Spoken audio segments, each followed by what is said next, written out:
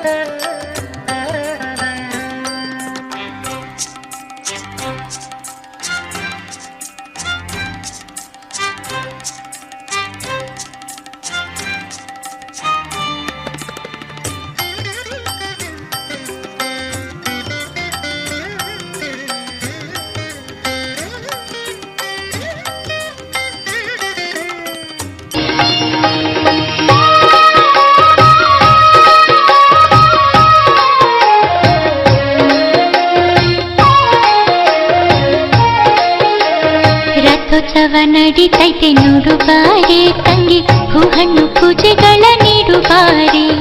ರಥೋತ್ಸವ ನಡೀತೈತೆ ನೋಡು ಬಾರೆ ತಂಗಿ, ಹೂಹಣ್ಣು ಪೂಜೆಗಳ ನೀಡು ಬಾರೆ. ಹೂಹಣ್ಣು ಪೂಜೆಗಳ ನೀಡು ಬಾರೆ.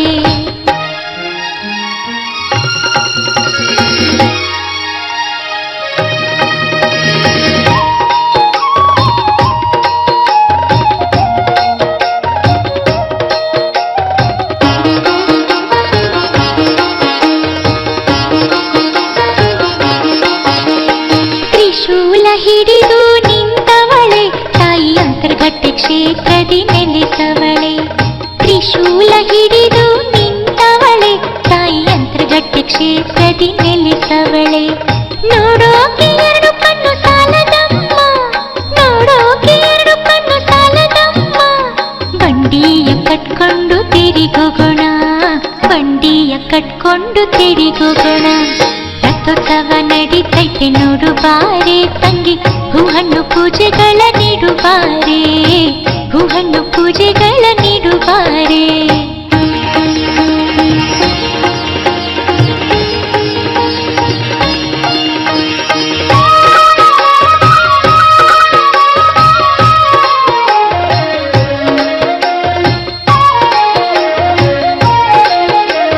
ಪಲ್ಲಕ್ಕಿ ಉತ್ಸವ ನೋಡು ಬಾರೆ ತಂಗಿ, ಕಣ್ಣಲ್ಲಿ ಕಣ್ಣಿಟ್ಟು ಕಾಯುತ್ತಾಳೆ. ಪಲ್ಲಕ್ಕಿ ಉತ್ಸವ ನೋಡು ಬಾರೆ ತಂಗಿ, ಕಣ್ಣಲ್ಲಿ ಕಣ್ಣಿಟ್ಟು ಕಾಯುತ್ತಾಳೆ. ಮಲ್ಲೆ ಸೇವಂತಿಯ ಚೆಲ್ಲು ಬಾರೆ, ಮಲ್ಲೆ ಸೇವಂತಿಯ ಚೆಲ್ಲು ಬಾರೆ. ಕಷ್ಟಗಳ ಪರಿಹಾರ ಮಾಡುತ್ತಾಳೆ, ಕಷ್ಟಗಳ ಪರಿಹಾರ ಮಾಡುತ್ತಾಳೆ.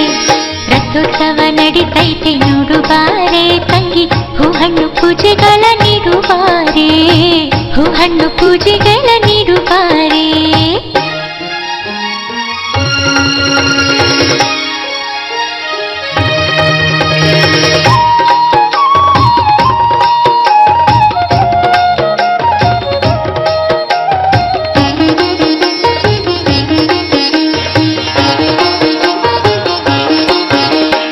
ಅಂತರ್ಘಟ್ಟಿಯಮ್ಮನು ಹರಸುವಳು ತಾಯಿ ಭಕ್ತರ ಭಕ್ತಿಗೆ ಒಲಿಯುವಳು. ಅಂತರ್ಘಟ್ಟಿಯಮ್ಮನು ಹರಸುವಳು ತಾಯಿ ಭಕ್ತರ ಭಕ್ತಿಗೆ ಒಲಿಯುವಳು. ನಮ್ಮನೆಗೆ ಬರುತ್ತಾಳೆ ನೆನೆದಾಗ, ನಮ್ಮನೆಗೆ ಬರುತ್ತಾಳೆ ನೆನೆದಾಗ. ವರವನ್ನು ಕೊಡುತ್ತಾಳೆ ಮರಿದಂಗೆ, ವರವನ್ನು ಕೊಡುತ್ತಾಳೆ ಮರಿದಂಗೆ. ರಥೋತ್ಸವ ನಡೀತೈತೆ ನೋಡು ಬಾರೆ ತಂಗಿ, ಹೂಹಣ್ಣು ಪೂಜೆಗಳ ನೀಡು ಬಾರೆ. ಹೂಹಣ್ಣು ಪೂಜೆಗಳ ನೀಡು ಬಾರೆ.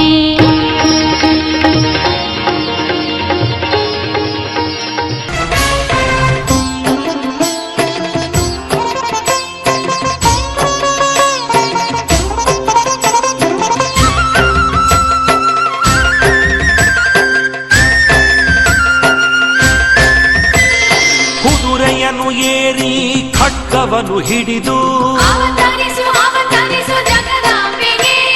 ಭಕ್ತರನ್ನು ಕಾಯುತ್ತಾ ನೆಲೆಸಿಹಳು ಇಲ್ಲಿ. ಕುದುರೆಯನ್ನು ಏರಿ ಖಡ್ಗವನ್ನು ಹಿಡಿದು ನೆರಿಗೆ ಕಲ್ಲಿನಲ್ಲಿ ಪಾದವಾಗಿಟ್ಟು ಓಂ ನಮೋ ಮಾಂಕಾಳಿಗೆ, ಜೈ ಅಂಬೆ ಜಗದಂಬೆ ದುರ್ಗಾಂಬೆಗೆ.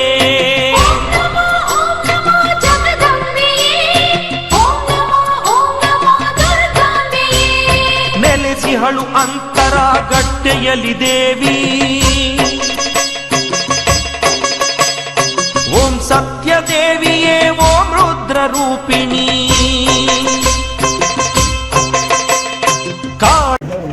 ನಮ್ಮ ಈ ರಂಗಾಪುರ ಗ್ರಾಮದ ಹಿರಿಯರು, ಗೌಡರು, ಯಜಮಾನರುಗಳು ಮೊನ್ನೆ ನಾವು ದೊಡ್ಡ ಬಂದಾಗ ನಮ್ಮ ದೇವಸ್ಥಾನ ಓಪನಿಂಗ್ ಬರಬೇಕು ಅಂತ ತುಂಬ ಹೃದಯದಿಂದ ಕರೆದ್ರು. ನಾವೆಷ್ಟೇ ಇದ್ರೂ ಕೂಡ ಈ ದೇವಸ್ಥಾನಕ್ಕೆ ಬಂದು ಹೋಗ್ತೀನಿ ಅಂತೇಳಿ ಹೇಳಿದ್ದು. ಅದಕ್ಕೋಸ್ಕರ ಈ ದೇವಸ್ಥಾನ ದರ್ಶನ ತಂದು ಇಲ್ಲಿ ಕರೆದು ನಮ್ಮನ್ನು ನೀವು ಸನ್ಮಾನ ಮಾಡಿದ್ದು ಭಾರಿ ಸಂತೋಷ ಆಗಿದೆ. ಅದ್ರ ಜೊತೆಗೆ ಏನೀಗ ಇದ್ರದ್ದು ಒಂದು ಎಸ್ಟಿಮೇಟ್ ಪ್ಲಾನ್ ಕೊಟ್ಟರೆ, ಹೇಳಿದ್ರಲ್ಲ ಇದ್ರದ್ದು ಎಸ್ಟಿಮೇಟ್ ಪ್ಲಾನ್ ಕೊಟ್ಟರೆ ನಾನು ಈ ದೇವಸ್ಥಾನಕ್ಕೆ ಬಂದು ಜಾಗವನ್ನು ಫೌಂಡೇಶನ್ ಮಾಡಿದ್ದೀರಾ, ಆ ಫೌಂಡೇಶನ್ 20 ಲಕ್ಷ ರೂಪಾಯಿ ಹಾಕ್ಕೊಡೋಕೆ ಈಗಾಗಲೇ ಪಟ್ಟಿಗೆ ಸುಮಾರು ಇನ್ನ ಕೆಲವು ಜಾಗೃತಿ ಪಟ್ಟಿ ಸೇರಿದ್ದೇವೆ. ಈಗ ನಾನು ನಿಮ್ಮ ರಾಮನಗರ ಕೊಡ್ತೇನೆ ನನ್ನ ಪಟ್ಟಿ ಸೆಕ್ಷನ್ ಮಾಡೋಕ್ಕೆ, ಅದರೊಳಗೆ ಇದನ್ನು ಕೂಡ ಸೇರಿಸ್ತೀನಿ, ಬೇಗ ನೀವು ತಂದು ಕೊಡಬೇಕು. ಆಮೇಲೆ ಮನೆಗಳು ಅಷ್ಟೇ, ಮನೆಗಳು ಆಶ್ರಯ ಮನೆದು ಯಾರಿಗೆ ಮನೆ ಇಲ್ಲ ಹುಡುಗರಿಗೆ ಒಂದು 50-100 ಮನೆಗಳನ್ನ ಪಟ್ಟಿ ಮಾಡಿಕೊಟ್ಟು ಈಗಾಗಲೇ 300 ಮನೆ ಕೊಟ್ಟಿದ್ದಿಲ್ಲ, 300 ಮನೆ ಕೊಟ್ಟಿದ್ದೀರಾ, ಅದನ್ನು ನಾನು ಮಾಡಿಸ್ಕೊಡ್ತೀನಿ. ನೀವು ಕಷ್ಟ ಸುಖಗಳ ಜೊತೆ ನಾನು ಇರ್ತೀನಿ. ಏನಾದರೂ ಕೂಡ ಮಾಡಿ ನಾವು ನಿಗಮದಿಂದ ನೆಕ್ಸ್ಟ್ ಈಗ ಸುಮಾರು 150 ಕೋಟಿ ಅನುದಾನ ಬರ್ತಾರೆ ಈಗ ಮಾರ್ಚ್ ಬಜೆಟಲ್ಲಿ ಬಂದರೆ ಒಳ್ಳೊಳ್ಳೆ ಸ್ಕೀಮ್ಗಳು ಉಪ್ಪನ್ನ ಈಗ SST ಕಳಿಸಿದ್ದೀವಿ.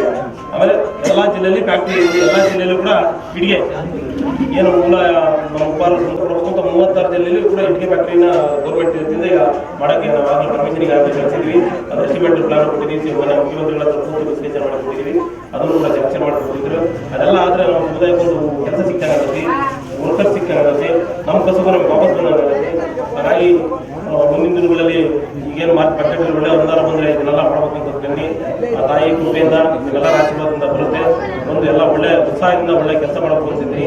ಈಗಾಗಲೇ ನಮ್ಮ ಪರಮಪುತ್ರರು ಕೂಡ ಈಗ ನಿಮ್ಮ ದೇವಸ್ಥಾನ ಒಬ್ಬನಿಗೆ ಈಗ ಬರ್ತಾರೆ ಚೆನ್ನಗಿರಿಯಿಂದ, ಈಗ ಬಂದು ಅವರು ಕೂಡ ಈ ಕಾರ್ಯಕ್ರಮದಲ್ಲಿ ಭಾಗಿಯಾಗ್ತಾರೆ. ನಾನು ಮುಂದೆ 7 ಗಂಟೆ ಮೀಟಿಂಗ್ ಇರೋದ್ರಿಂದ BJP ಹೋಗೋದ್ರಿಂದ ಇನ್ನೊಂದು ಪುರೇಟಿ ದೇವಸ್ಥಾನಕ್ಕೆ ಹೋಗೋದಕ್ಕೆ ನೀವೆಲ್ಲ ಕರೆದು ನಮಗೆ ಅಭಿನಂದನೆ ಮಾಡಿ ತುಂಬ ಸಂತೋಷದಿಂದ. ಯಾಕಂದರೆ ಉಪ್ಪಾರ ನಮ್ಮ ಸಮುದಾಯದವರು ಒಗ್ಗಟ್ಟಾದರೆ ಏನು ಬೇಕಾದ್ರೂ ಪಡ್ಕೋಬೋದು, ಏನು ಬೇಕಾದ್ರೂ ಸಾಧ್ಯ ಮಾಡ್ಬೋದು. ಇವಾಗ ಎಲ್ಲರೂ ಕೂಡ ಒಗ್ಗಟ್ಟಾಗಿ ಇರಿ ತಕ್ಕಂಥ ಒಂದು ಕಿವಿ ಮಾತು ನಿಮಗೆ ಹೇಳಿ ಮುಂದಿನ ದಿನಗಳಲ್ಲಿ ನಮ್ಮ ಆಟೋಕ್ಕೆಲ್ಲ ನಮ್ಮ ಗುರುಪ್ರಸಾದ್ ಎಲ್ಲ ಬರ್ತಾರೆ, ಎಲ್ಲ ನೋಡಿದರೆ ಈ ಮನೆಗಳದ್ದು ಕೊಡಿ ಪಟ್ಟಿ ಮಾಡಿ ಎಲ್ಲ ಹೇಳಿದ್ದೀನಿ.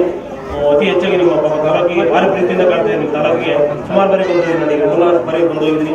ಭಾರಿ ಪ್ರೀತಿ ತೋರಿಸಿದ್ರೆ ನಿಮ್ಮ ಜೊತೆ ನಾನು ಯಾವಾಗಲೂ ಇರ್ತೀನಿ ಅಂತೆಲ್ಲ ಮಾತು ಹೇಳಿ ಮಾತಾಡೋಕ್ಕೆ ಅವಕಾಶ ಕೊಟ್ಟಂತ ಎಲ್ಲರಿಗೂ ಕೂಡ ನಮ್ಮ ಹಿರಿಯರು ಅನಂತಯ್ಯನವರು ಎಲ್ಲರಿಗೂ ಕೂಡ ನಮ್ಮ ಗ್ರಾಮಸ್ಥರು ಗುಡಿಗೋಗಳು ರಂಗದವರು ಭಾರಿ ಉತ್ಸಾಹಿಗಳು ಮನೆ 9 ದಿವಸ ನಮ್ಮ ಗುಡಿಗೋಗಳು ಎಲ್ಲರೂ ಹೇಳಿದ್ದಾರೆ.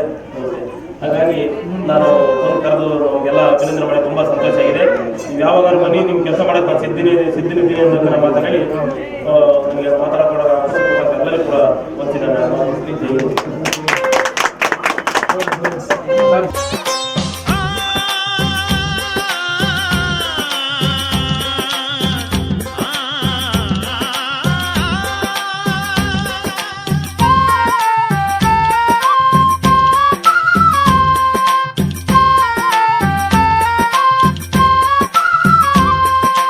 ಅಂತರಗಟ್ಟೆ ಶ್ರೀ ದುರ್ಗಾಂಬೆ ಬಾರಮ್ಮ, ದುಷ್ಟ ಶಕ್ತಿಗಳ ಸಂಹಾರ ಮಾಡಮ್ಮ. ಅಂತರಗಟ್ಟೆ ಶ್ರೀ ದುರ್ಗಾಂಬೆ ಬಾರಮ್ಮ, ದುಷ್ಟ ಶಕ್ತಿಗಳ ಸಂಹಾರ ಮಾಡಮ್ಮ. ಬೇಗೂರ ಮದುಮಗಳು ನೀತಾಯೇ, ಹೂವಿನ ಉಯ್ಯಾಲೆಯಲಿ ನಲಿಯೋಳೆ. ಬೇಗೂರ ಮದುಮಗಳು ನೀತಾಯೇ, ಹೂವಿನ ಉಯ್ಯಾಲೆಯಲಿ ನಲಿಯೋಳೆ. ದುರ್ಗಾಂಬೆ ನೀನಮ್ಮ ದಯಮಾಡೀತಾ ಬಾರಮ್ಮ, ದುರ್ಗಾಂಬೆ ನೀನಮ್ಮ ದಯಮಾಡೀತಾ ಬಾರಮ್ಮ. ಅಂತರಗಟ್ಟೆ ಶ್ರೀ ದುರ್ಗಾಂಬೆ ಬಾರಮ್ಮ, ದುಷ್ಟ ಶಕ್ತಿಗಳ ಸಂಹಾರ ಮಾಡಮ್ಮ.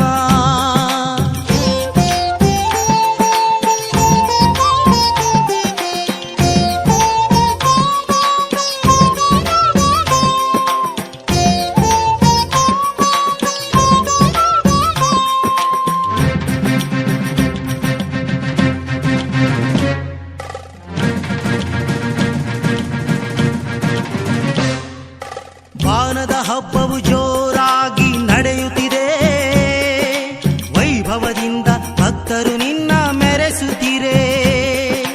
ಬಾನದ ಹಬ್ಬ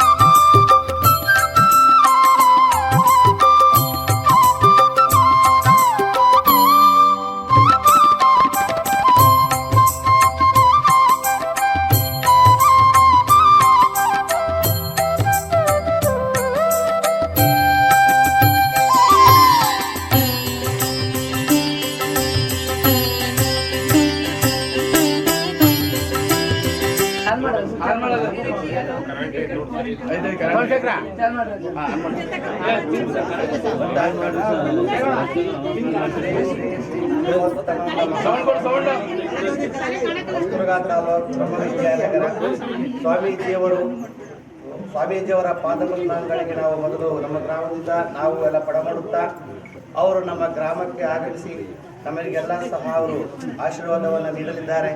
ನಾವೆಲ್ಲ ಅವರಿಗೆ ನಮ್ಮ ಊರಿನ ಪರವಾಗಿ, ಗ್ರಾಮಸ್ಥರ ಪರವಾಗಿ, ಆಜುಬಾಜಿನ ಗ್ರಾಮಸ್ಥರ ಪರವಾಗಿ ನಮಗೆ ನಮ್ಮ ಊರಿನ ಪರವಾಗಿ ಸ್ವಾಗತವನ್ನು ಕೋರ್ತಾ ಇದ್ದೀವಿ. ಹಾಗೆ ಈ ಒಂದು ಕಾರ್ಯಕ್ರಮಕ್ಕೆ ಪರಮೇಶ್ವರ್ ಅಂತೇಳಿ ಜಿ ಪರಮೇಶ್ವರ್ ಸರ್ ಅವರು ಸಹ ಈ ಒಂದು ಕಾರ್ಯಕ್ರಮಕ್ಕೆ ಆಗಮಿಸಿದರೆ ಅವರಿಗೂ ಸಹ ನಮ್ಮ ಗ್ರಾಮದ ಪರವಾಗಿ, ನಮ್ಮ ಆಜುಬಾಜಿನ ಗ್ರಾಮಸ್ಥರ ಪರವಾಗಿ ಸ್ವಾಗತವನ್ನ ಕೋರ್ತಾ ಇದ್ದೀವಿ.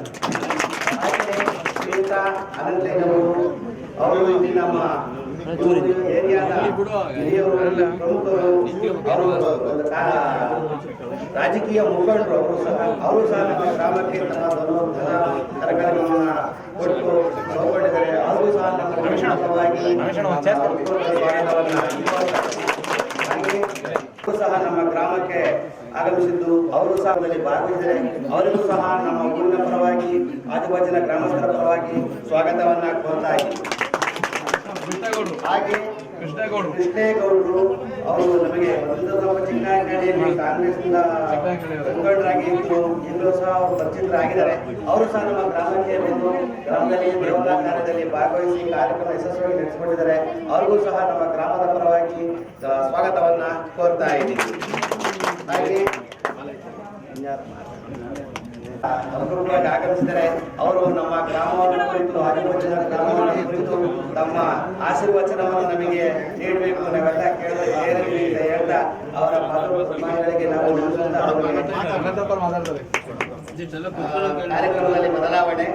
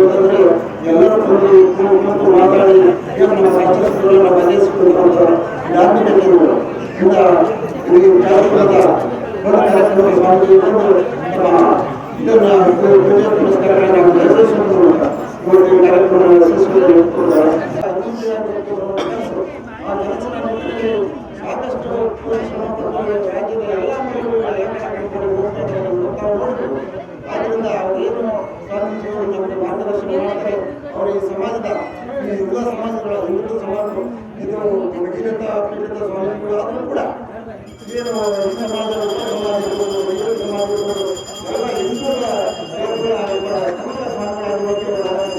ಇವತ್ತಿಗೂ ನಮಗೆಲ್ಲ ಸಹಾಯ ಮಾಡಬೇಕು. ಯಾಕೆಂದ್ರೆ ಅವ್ರು ಮಾತ್ರ ನಾವು ಗೌರವ ಕೊಟ್ಟರೆ ಸ್ವಾಮೀಜಿಗಳಾಗಲಿ ಇನ್ನೊಬ್ಬರಾಗಲಿ ಗೌರವ ಕೊಡ್ತಾರೆ. ನಮಗೆ ಒಗ್ಗಟ್ಟಿಗೆ ಬಹಳ ಗೌರವ ಇದೆ. ಅದನ್ನ ನಾವು ಕಾಪಾಡಬೇಕು ಅಂದ್ರೆ ಒಬ್ಬ ಗುರುಗಳಿದ್ದಾರೆ, ಅವರು ಗುರುಗಳ ಹಾಕಿರುವ ದಾರಿಯಲ್ಲಿ ನಾವೆಲ್ಲ ಹೋಗ್ಬೇಕಾಗುತ್ತೆ. ಅದರಿಂದ ಗುರುಗಳು ಯಾಕಂದ್ರೆ ನಾವು ಗುರುಗಳ ಏನು ಮಾಡೋಕ್ಕಾಗುತ್ತೆ ಅದಕ್ಕೆ ನಾವು ಮಾಡಬೇಕಾಗುತ್ತೆ. ಇವತ್ತು ನೋಡಬೇಕು ಸಮುದಾಯದಲ್ಲಿ ಎಲ್ಲ ಶ್ರೀಮಂತರು ಕೂಡ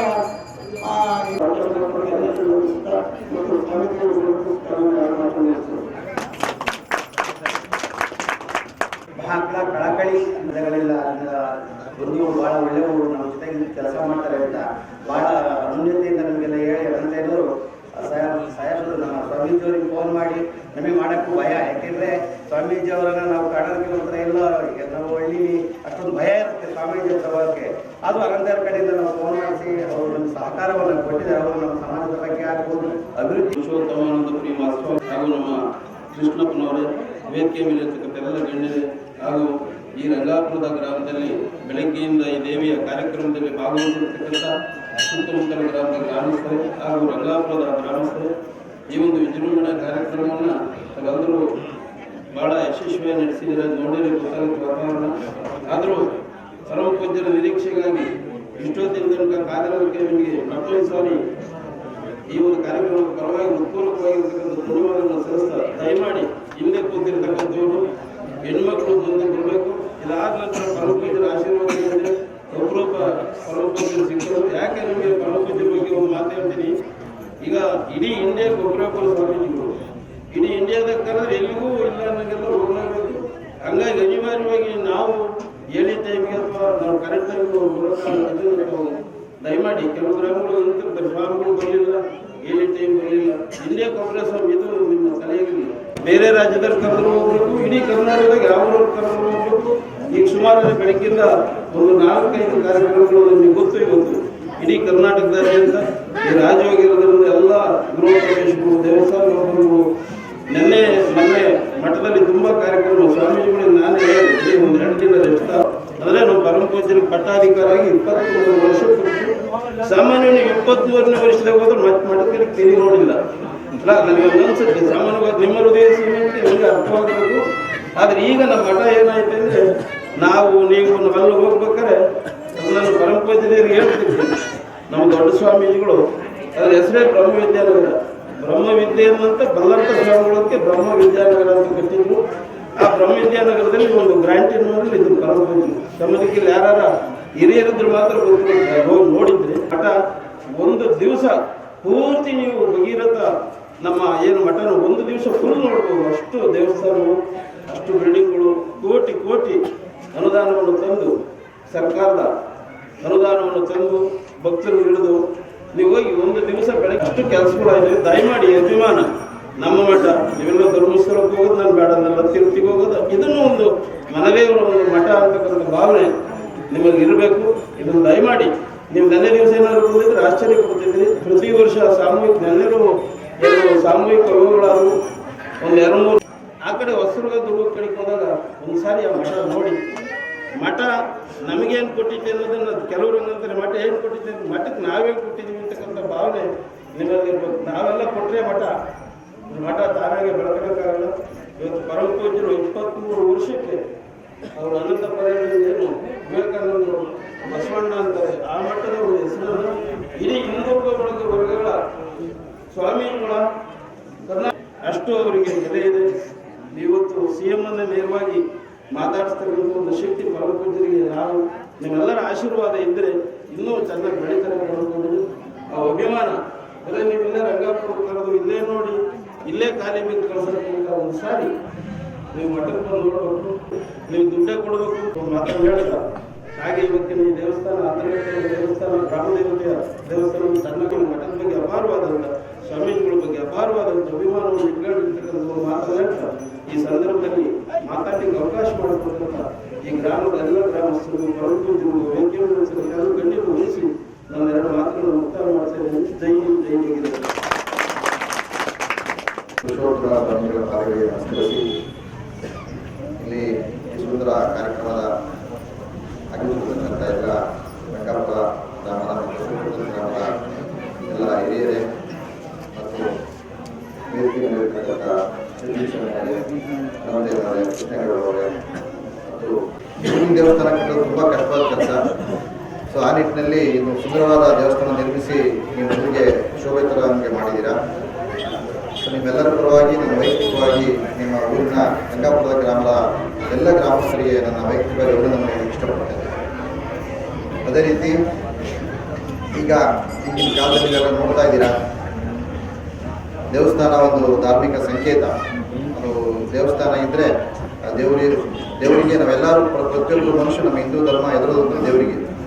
ಸೊ ಆ ನಿಟ್ಟಿನಲ್ಲಿ ನಮಗೆ ಪ್ರತಿಯೊಬ್ಬರಿಗೂ ನಾವೇನೇ ಒಂದು ತಪ್ಪು ಮಾಡಿದಾಗ ಅಯ್ಯೋ ದೇವರೇನು ತಿಳ್ಕೊಳತ್ತೋ ದೇವರು ನೋಡ್ಕೊಂತ ನಾವು ಹೇಳ್ತಾ ಇರ್ತೀವಿ.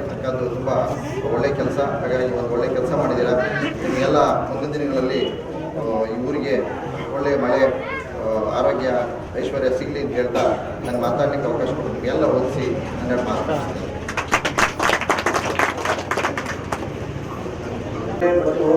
ಅವರು ಯಾವುದೇ ಒಂದು ಸ್ವಾಮೀಜಿಗಳು ಪ್ರತಿ ಎಲ್ಲ ಒಂದು ವರ್ಗದ ಸಮಾಜದ ಸ್ವಾಮೀಜಿಗಳಿಗೆ ತಮ್ಮ ಕೈಲಿದ್ದನ್ನು ಕಾಣಿಕೆಯನ್ನು ಹಾಕುವುದು ಸಹಜ. ನಾವು ನಮ್ಮೂರಿನಿಂದ ನಾವು ಹೊಲಿದರೆ ಅಂದರೆ ಎಲ್ಲ ಒಂದು 10 ರೂಪಾಯಿ 5 ರೂಪಾಯಿ ಆಗಲಿ ಒಂದು 20 ರೂಪಾಯಲ್ಲಿ ತಾವು ಹಾಕಬೇಕು. ಯಾಕೆಂದರೆ ಅದು ಹಾಕಿದ್ರೆ ಏನಾಗುತ್ತೆ, ನಾವು ಎಲ್ಲ ಕಾಣಿಕೆಯಲ್ಲೇ ಬಿಡ್ತೀವಿ. ನಮ್ಮ ಮಠಕ್ಕೆ ಸ್ವಾಮೀಜಿಯವರು ಇರ್ತಕ್ಕಂಥ ಮಠಕ್ಕೆ ನಾವೇನು ಅಲ್ಲಿ ಬಂದು ನಾಳೆ ಹೋಗಿರ್ತೀವಿ, ಒಂದು 20 ಜನ ಊಟ ಹಾಕಬೇಕಾಗುತ್ತೆ, ಅಲ್ಲಿ ಇನ್ನೇನು ಕೆಲಸಗಳನ್ನು ಮಾಡಬೇಕಾಗುತ್ತೆ. ನಾವು ಕೊಟ್ಟಂಥದ್ದು ಅದೆಲ್ಲ ಅಲ್ಲಿ ವಿನಿಯೋಗ ಆಗುತ್ತೆ. ನಾವು ಮಾಡಿರ್ತಕ್ಕಂಥ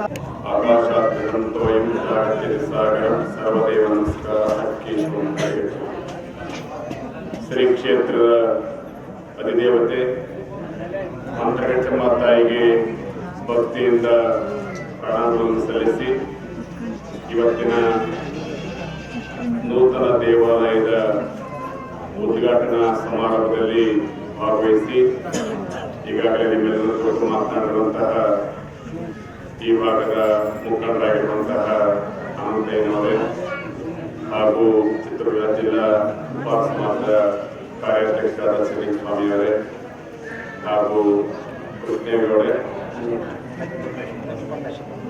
ಡಾಕ್ಟರ್ ಪರಮೇಶ್ವರನವರೇ ಹಾಗೂ ಗ್ರಾಮದ ಎಲ್ಲ ಹಿರಿಯರೇ, ಎಲ್ಲ ಮಾತೆಯರೇ, ಎಲ್ಲ ಸದಸ್ಯರೇ, ಈಗಾಗಲೇ ನೀವೆಲ್ಲರೂ ನೂತನವಾಗಿ ಸುಂದರವಾಗಿ ದೇವಸ್ಥಾನ ನಿರ್ಮಾಣ ಮಾಡಿ ಎಲ್ಲ ಧಾರ್ಮಿಕ ವಿಧಿವಿಧಾನಗಳೊಂದಿಗೆ ದೇವರ ಪ್ರತಿಷ್ಠಾಪನೆ ಎಲ್ಲ ಧಾರ್ಮಿಕ ಕಾರ್ಯಗಳನ್ನು ನಡೆಸಿದ್ದೀರಿ.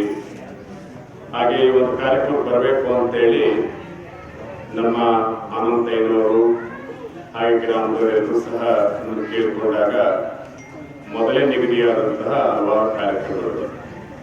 ಈ ದಿವಸ 4-5 ಕಡೆ ಕಾರ್ಯಕ್ರಮಗಳು, ಅದರಲ್ಲಿ ಚನ್ನಗಿರಿ ತಾಲೂಕಿನಲ್ಲಿ ಅಲ್ಲಿಯೂ ಇದೇ ಹೆಸರಿನ ಅಂತರಘಟ್ಟಮ್ಮ ದೇವಸ್ಥಾನದ ಉದ್ಘಾಟನೆ ಸುಮಾರು 2 ಕೋಟಿ ರೂಪಾಯಿ ಅಂತ ಕಟ್ಟಿದ್ರು, ಅದರ ಒಂದು ಉದ್ಘಾಟನೆ ಕಾರ್ಯಕ್ರಮ.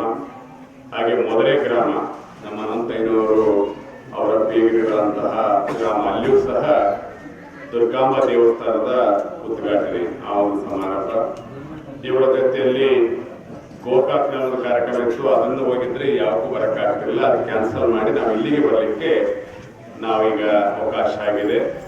ಹಾಗೆ ದೇವರಲ್ಲಿ ಪ್ರಾರ್ಥನೆ ಮಾಡಿ ಪೂಜೆಯನ್ನು ಸಲ್ಲಿಸಿದ್ದೇವೆ. ಹಾಗೆ ಇವತ್ತು 2 ದಿವಸಗಳಿಂದ ನಮ್ಮ ಗುರುಪೀಠದಲ್ಲಿಯೇ ಒಂದು ಭಗೀರಥ ಮಹರ್ಷಿಗಳ ದೇವಸ್ಥಾನ, ಅದರ ಜೊತೆಯಲ್ಲಿ ಒಂದು ಗಣಪತಿ, ಒಂದು ವೆಂಕಟೇಶ್ವರ ಸ್ವಾಮಿ ತಿಮ್ಮಪ್ಪ. ಕಳೆದ 23 ವರ್ಷಗಳ ಹಿಂದೆ ನಮ್ಮ ಅನಂತಯ್ಯನವರು ಮಾಜಿ ಮುಖ್ಯಮಂತ್ರಿ ಬಂಗಾರಪ್ಪನವರ ಕರ್ಕೊಂಡು ಮಠಕ್ಕೆ ಬಂದಿದ್ರು. ಅದನ್ನ ಈಗ ತಾನೇ ನೆನಪು ಮಾಡಿಕೊಳ್ತಾ ಇದ್ರು.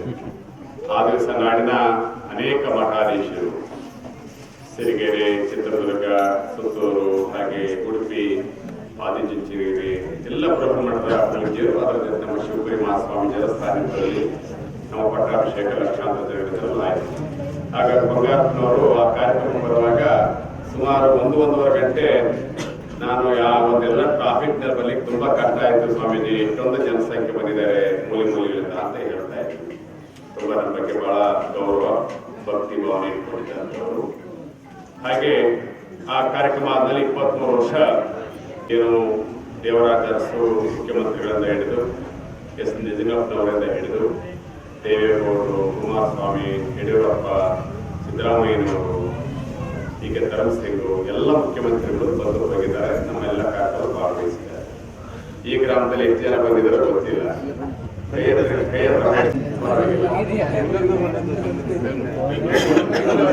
ನೀವೆಲ್ಲ ಬಂದಿದ್ರಿ ಮತ್ತೇನೋ ಹೇಳಿದ್ರಲ್ಲ, ಹಾಗೆ ಮಠಕ್ಕೆ ಬರಬೇಕು.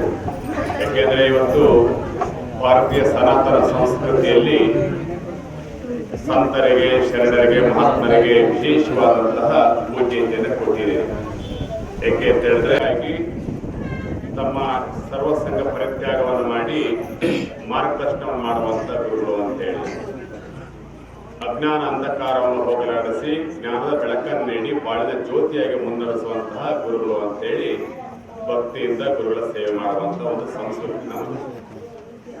ಅಷ್ಟೇ ಅಲ್ಲ, ನಾವೆಲ್ಲ ಯಾಕೆ ಇಷ್ಟೆಲ್ಲ ಧಾರ್ಮಿಕ ಕಾರ್ಯಗಳನ್ನು ಮಾಡ್ತೇವೆ, ದೇವಸ್ಥಾನಗಳನ್ನು ಯಾಕೆ ಕಟ್ತೇವೆ, ಹಾಗೆ ದೇವರ ಎಲ್ಲ ಸೇವಾ ಕಾರ್ಯಗಳನ್ನ ಇವೆಲ್ಲವೂ ಯಾಕೆ ನಡೆಸ್ಕೊಂಡು ಬಂದಿದ್ದೇವೆ ಅಂದ್ರೆ, ನಮ್ಮ ಹಿರಿಯರು ಹಿಂದಿನಿಂದ ಮಾಡ್ಕೊಂಡು ಬಂದಿದ್ರು, ನಾವು ಮಾಡ್ಕೊಂಡು ಹೋಗ್ತೇವೆ.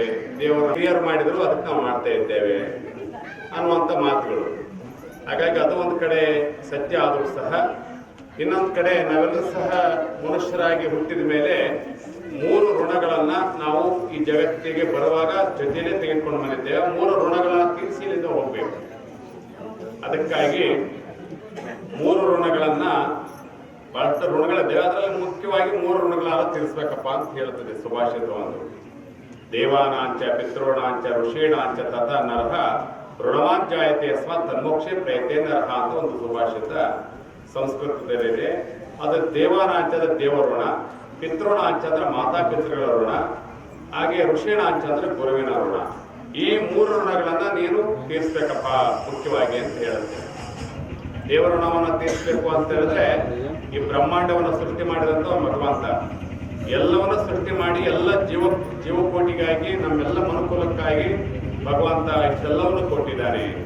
ಭೂಮಿಯನ್ನ ನಿರ್ಮಾಣ ಮಾಡಿಕೊಟ್ಟಿದ್ದಾನೆ, ಹಾಗೆ ಗಾಳಿ, ಹಾಗೆ ಅಗ್ನಿ, ನೀರು, ಎಲ್ಲವನ್ನು ಸಹ ಭಗವಂತ ಪಂಚಮೋಭೂತಗಳು ಅಂತೀವಲ್ಲ, ಎಲ್ಲವನ್ನೂ ಎಲ್ಲ ಜೀವಕೋಟಿಗಾಗಿ ಇಷ್ಟೆಲ್ಲವನ್ನು ಕೊಟ್ಟಿದ್ದಾನೆ ಭಗವಂತ. ಇವೆಲ್ಲವನ್ನು ಅನುಭವಿಸ್ತಾ ಇದ್ದೀವಿ ನಾವು. ಭೂಮಿ ಇಲ್ಲದ್ರೆ ಬದುಕಲಿಕ್ಕೆ ಸಾಧ್ಯ ಇಲ್ಲ, ನೀರು ಇಲ್ಲದಿದ್ರೆ, ಅಗ್ನಿ ಇಲ್ಲದಿದ್ರೆ, ಅಥವಾ ಗಾಳಿ ಇಲ್ಲದಿದ್ರೆ, ಬಯಲು ಆಕಾಶ ಇವೆಲ್ಲವುಗಳು ಇಲ್ಲದೆ ಇದ್ರೆ ನಾವು ಬದುಕಲಿಕ್ಕೆ ಸಾಧ್ಯ ಇಲ್ಲ. ಇವೆಲ್ಲವನ್ನು ಭಗವಂತ ಕೊಟ್ಟಿರುವಾಗ ಅದು ಆಗೋದಿಲ್ಲ. ಭಗವಂತನಿಗೆ ಏನ್ ಕೊಡ್ಲಿಕ್ಕೆ ಸಾಧ್ಯ ಇದೆ? ಭಗವಂತನಿಗೆ ಕೊಡುವಂಥದ್ದು ನಿಮ್ಮ ಕೈ ಎಲ್ಲರಿಗೂ ಕೊಡುವಕ್ಕೆ ಸಾಧ್ಯ ಇರುವಂತಹದ್ದು ನಮ್ಮ ಭಕ್ತಿಯ ಸಮರ್ಪಣೆಯನ್ನು ಮಾಡ್ಬೋದು ಭಗವಂತನಿಗೆ. ನಿಷ್ಕಲ್ಮಶವಾದ ನಿರ್ಮಾಣ ಕಟ್ಟಿದಿರಿ, ದೇವಸ್ಥಾನಕ್ಕೆ ನೀವು ಕಾಣಿಕೆಯನ್ನು ನಿಮ್ಮ ಕೈಲಾದ ಶಕ್ತಿ ಎಷ್ಟಿದೆಯೋ ಅಷ್ಟು ನೀವು ಕೊಟ್ಟಿದ್ದೀರಿ. ಇಲ್ಲಿ ಆ ಎಲ್ಲವನ್ನು ಇಟ್ಟು ಇಲ್ಲಿ ದೇವಸ್ಥಾನವನ್ನು ನಿರ್ಮಾಣ ಮಾಡಿದಿರಿ, ಈ ದೇವತಾ ಕಾರ್ಯವನ್ನು ಮಾಡ್ತಾ ಇದ್ದೀರಿ, ಕೆಲವು ದಾನವನ್ನು ಕೊಟ್ಟಿದ್ದೀರಿ, ಸೇವೆ ಮಾಡ್ತಾ ಇದ್ದೀರಿ. ಇಷ್ಟೆಲ್ಲ ನೀವು ಮಾಡ್ಲಿಕ್ಕೆ ಶಕ್ತಿ ಇದೆ, ಸಾಧ್ಯತೆ ಇದೆ. ಹಾಗೆ ಇವೆಲ್ಲವುಗಳನ್ನ ಮಾಡ್ತಾ ಮಾಡ್ತಾ ನಾವು ಹಬ್ಬಗಳನ್ನ ಮಾಡ್ತೀವಿ, ಜಾತ್ರೆಗಳನ್ನ ಮಾಡ್ತೀವಿ, ಉತ್ಸವಗಳನ್ನು ಮಾಡ್ತೇವೆ. ಎಲ್ಲವನ್ನು ಮಾಡ್ತಾ ದೇವರಿಗೆ ಭಕ್ತಿ ಸಮರ್ಪಣೆಯನ್ನು ಮಾಡ್ತೇವೆ. ಹಾಗಾಗಿ ಬೆಳೆ ನಿಮ್ಮ ದಾನ, ಸುಳಿದು ಸುತ್ತುವ ಗಾಳಿ ನಿಮ್ಮ ದಾನ, ನಿಮ್ಮ ದಾನವನ್ನು ಅನ್ಯರ ಪೊಗಳುವ ಪುಣ್ಯಗಳೇನೆಂಬ ರಾಮನಾಥ ಅಂತೇಳಿ ದೇವರ ದಾಸಮಯ್ಯ ಅನ್ನೋ ಒಂದು ವಚನಕಾರ ಹೇಳ್ತಾರೆ. ಇಳೆಯಂದ್ರೆ ಈ ಭೂಮಿ ನಿನ್ನ ಭಿಕ್ಷೆ, ದೇವರೇ ನಿನ್ನ ಭಿಕ್ಷೆ ಎಂದು, ನೀರು ಕೊಟ್ಟ ಭಿಕ್ಷೆ, ಬೆಳೆ ಎಲ್ಲವನ್ನೂ ಬೆಳಿತೀವಲ್ಲ ಈ ಭೂಮಿಯಲ್ಲಿ ಎಲ್ಲವೂ ನಿನ್ನ ಭಿಕ್ಷೆ, ಸುಳಿದು ಸುತ್ತುವ ಗಾಳಿ, ನೀರು ಎಲ್ಲವೂ ನಿನ್ನ ಭಿಕ್ಷೆ. ನೀನು ಕೊಟ್ಟದ್ದನ್ನ ನಾವು ಅನುಭವಿಸ್ತಾ ಇದ್ದೇವೆ, ನಾವೇ ನಿನಗೆ ಕೊಡ್ಲಿಕ್ಕೆ ಸಾಧ್ಯ ಇದೆ, ಶಕ್ತಿ ಇಲ್ಲ. ಹಾಗಾಗಿ ನಾವೇನು ಅಂದ್ಕೊಳ್ತೇವೆ, ನಾನು ಕೊಟ್ಟೆ, ನಾನು ಮಾಡಿದೆ ಅಂತ ಎಲ್ಲರೂ ಹೇಳ್ಕೊಳ್ತೇವೆ ಸ್ವಾಭಾವಿಕವಾಗಿ. ನನ್ನ ಜಮೀನಿದು, ನನ್ನ ಆಸ್ತಿ, ನನ್ನ ಮನೆ, ನನ್ನ ಕಾರು, ನನ್ನದೆಲ್ಲ ಮಾಡಿದ್ದು ಅಂತ ಹೇಳ್ಕೊಳ್ತೇವೆ. ಆದರೆ ಅದೆಲ್ಲವೂ ನಮ್ಮದಲ್ಲ. ಬರುವಾಗ ಇನ್ನೂ ನಾವು ಬರಲಿಲ್ಲ, ಹೋಗುವಾಗ ಇನ್ನು ತಗೊಳ್ಳೋಕ್ಕಾಗಲ್ಲ. ಗೊತ್ತಿದೆ ಎಲ್ಲರಿಗೂ ಸಹ ಇರುವಂತ ಗೊತ್ತಿರೋ ಸತ್ಯ. ಅನಿತ್ಯಾಣಿ ಶರೀರಾಣಿ ಭೋ ನೈವ ಶಾಶ್ವತಃ ನಿತ್ಯಂ ಸನ್ನಿಹಿತೋ ಮೃತ್ಯು ಕರ್ತವ್ಯ ಧರ್ಮ ಸಂಗ್ರಹ ಅಂತ ಸುಭಾಷಿತ ಹೇಳ್ತಾರೆ. ನಾವೆಲ್ಲರೂ ಸಹ ಇಲ್ಲಿ ಶಾಶ್ವತಗಿರಲ್ಲಪ್ಪ, ನಾವೆಲ್ಲರೂ ಸಹ ಅನಿತ್ಯ ಎಲ್ಲ ಕಡೆ ಮನೆಯಲ್ಲೂ ಸಹ ಕಣ್ಣೀರು ಹಾಕಿದ್ದೇವೆ.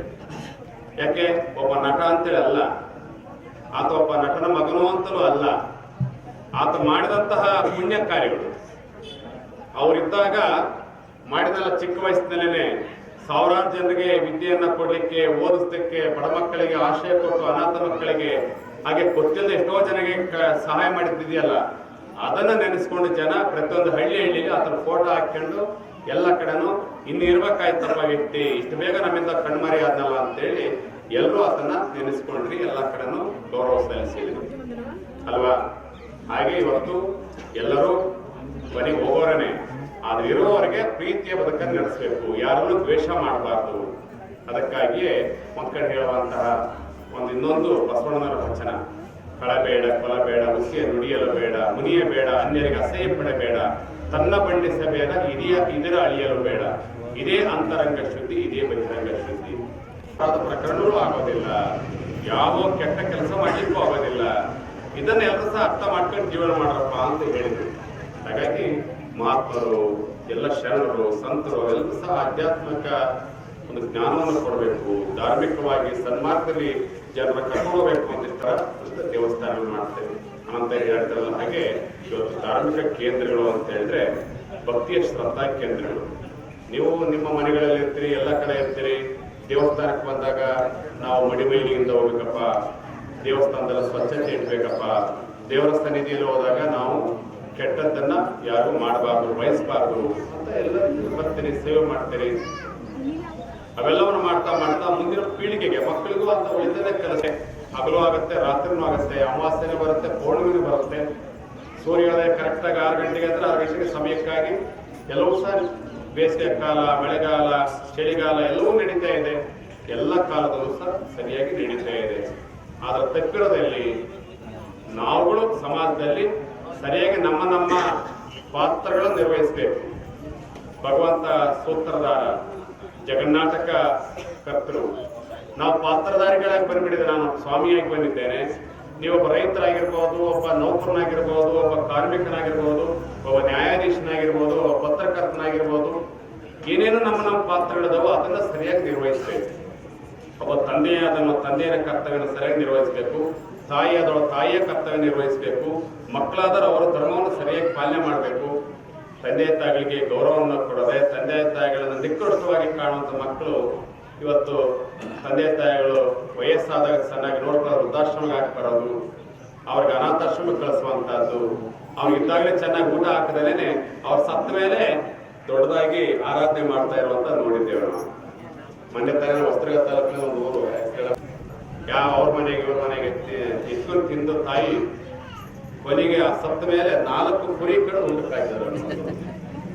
ಆರಾಧನೆ ಮಾಡಿದ್ರು, 4 ಕುರಿ ಕಡಿದು ಲಕ್ಷಾಂತರ ರೂಪಾಯಿ ಖರ್ಚು ಮಾಡಿ ಊಟಕ್ಕೆ ಹಾಕಿದ್ರು, ಆರಾಧನೆ ಮಾಡಿದ್ರು.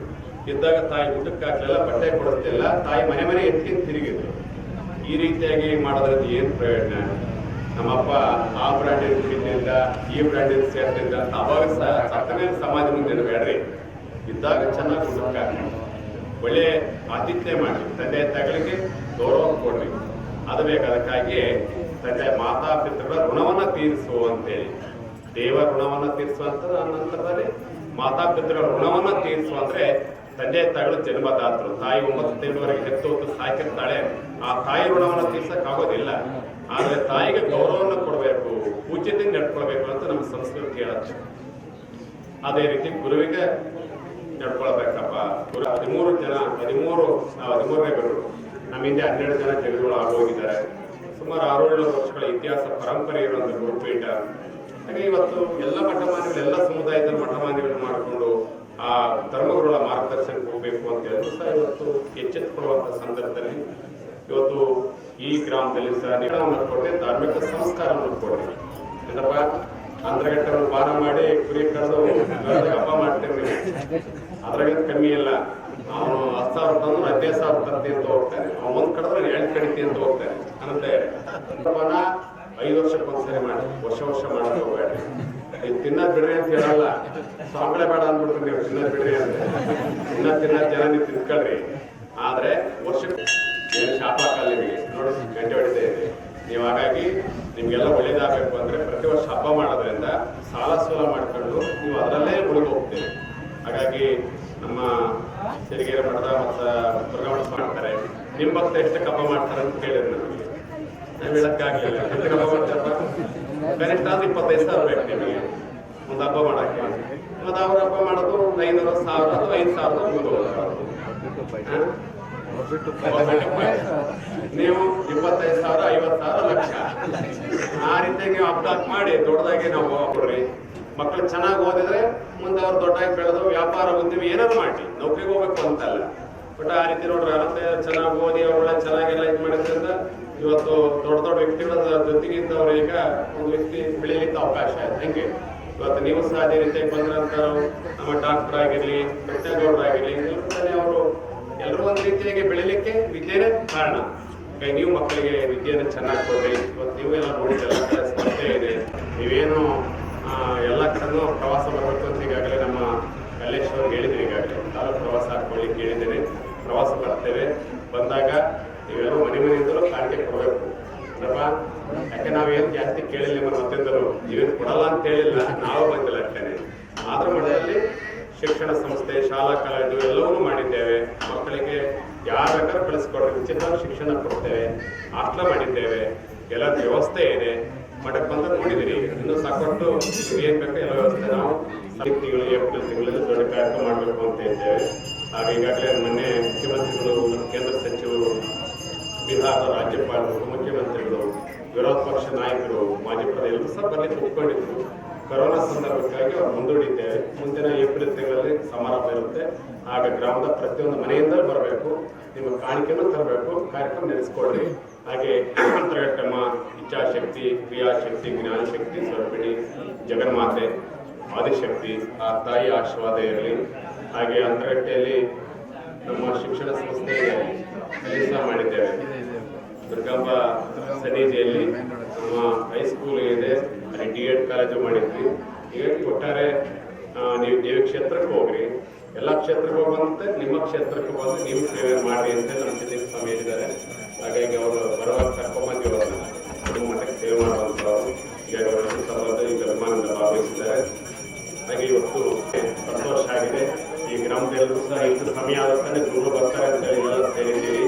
ಆ ದೇವರಿಗಳಿಗೂ ಸಹ ಸದ್ಬುದ್ಧಿಯನ್ನು ಕೊಟ್ಟು ಸನ್ಮಾನಗಳು ಮಾಡಲಿ ಅಂತೇಳಿ ದೇವರಲ್ಲಿ ಪ್ರಾರ್ಥನೆ ಮಾಡಿ ನಮ್ಮ 4 ಮಾತುಗಳನ್ನು ಊಟ ಮಾಡಿದ್ದಾರೆ ಇವತ್ತು.